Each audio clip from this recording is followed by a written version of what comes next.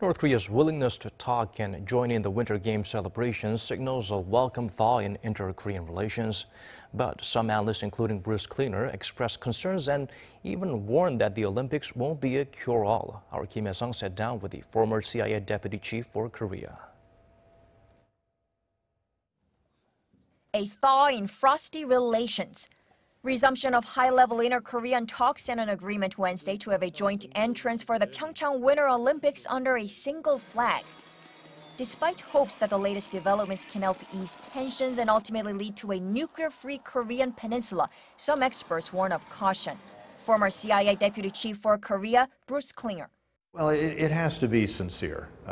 We've seen any number of cases where we've had sporting events or cultural events, philharmonics visiting North Korea, etc.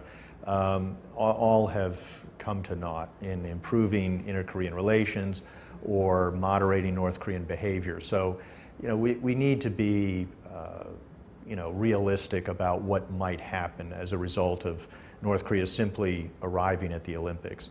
Especially as Pyongyang's offering of an olive branch to Seoul comes just weeks after a series of nuclear threats and missile launches. And there are concerns that the North is trying to drive a wedge between South Korea and its allies like the U.S. as sanctions are starting to take a bite on the regime. How to keep the dialogue momentum going beyond the Olympics?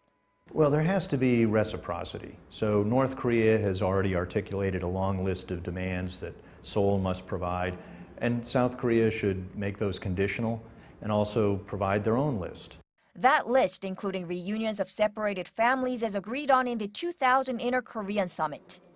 And a continuation of Seoul-Washington joint military exercises, which have been postponed for the Winter Games, as emphasized by U.S. Secretary of State Rex Tillerson, as a measure of deterrence.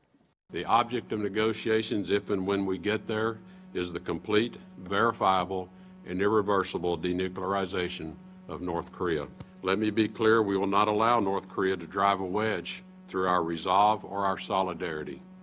Just as 20 countries welcomed the détente between the two Koreas at the Vancouver Foreign Ministers meeting, yet called on the need for continued sanctions and pressure to denuclearize the North.